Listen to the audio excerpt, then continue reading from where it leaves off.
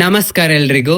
ಯಾವುದೇ readymade fish fry ಮಸಾಲವನ್ನು ಬಳಸದೆ ಮನೆಯಲ್ಲೇ ಮಸಾಲ ತಯಾರಿಸಿ ಮಾಡುವಂತಹ ಬೂತಾಯಿ ರವಾ ಫ್ರೈ ಮಸಾಲದ ರೆಸಿಪಿಯನ್ನು ಇವತ್ತು ನೋಡೋಣ. ರೆಸಿಪಿ ಅಂತೂ ಈಸಿ ಆಗಿದೆ, ಹಾಗೆ ಟೇಸ್ಟ್ ಮಾತ್ರ ಸಖತ್ತಾಗಿದೆ. ನಾವಿಲ್ಲಿ ಮೊದಲಿಗೆ 1 ಟೀ ಸ್ಪೂನ್ ಅಷ್ಟು ಜೀರಿಗೆ, ಅರ್ಧ ಟೀ ಸ್ಪೂನ್ ಅಷ್ಟು ಮೆಂತೆಕಾಳು, ಹಾಗೆ 2 ಟೀ ಸ್ಪೂನ್ ಅಷ್ಟು ಕೊತ್ತಂಬರಿಯನ್ನು ತಗೊಂಡಿದ್ದೇವೆ. ಈ 3 ಐಟಮ್ ಅನ್ನ ಚೆನ್ನಾಗಿ ಹುರಿದುಕೊಳ್ಬೇಕು ಫಸ್ಟಿಗೆ.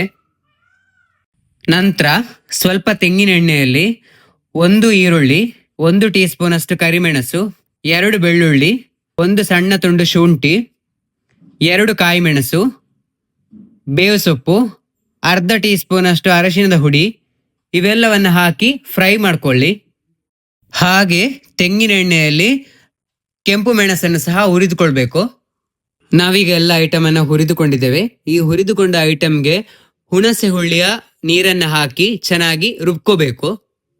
ರುಬ್ಬಿಕೊಂಡಂತಹ ಮಸಾಲೆಗೆ ರುಚಿಗೆ ತಕ್ಕಷ್ಟು ಉಪ್ಪನ್ನು ಹಾಕಿ ಮಸಾಲೆಯನ್ನ ಮೀನಿಗೆ ಹಾಕಿ ಚೆನ್ನಾಗಿ ಹಚ್ಚಿ 1 ಗಂಟೆ ಹಾಗೆ ಮ್ಯಾರಿನೇಟ್ ಆಗೋಕೆ ಬಿಡಬೇಕು.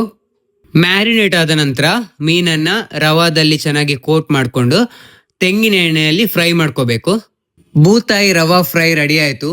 ಟೇಸ್ಟ್ ಮಾತ್ರ ಸಖತ್ತಾಗಿದೆ. ಟ್ರೈ ಮಾಡಿ ನೋಡಿ. ಇದೇ ತರದ ವಿಡಿಯೋಸ್ಗಳಿಗಾಗಿ ಕಾಲ್ ಮಿ ದನಿ ಯೂಟ್ಯೂಬ್ ಚಾನಲ್ನ ಸಬ್ಸ್ಕ್ರೈಬ್, ಲೈಕ್, ಶೇರ್ ಮಾಡಿ ಅಂತ ಹೇಳ್ತಾ ನೆಕ್ಸ್ಟ್ ವಿಡಿಯೋದಲ್ಲಿ ಬರ್ತೇನೆ. Thank you.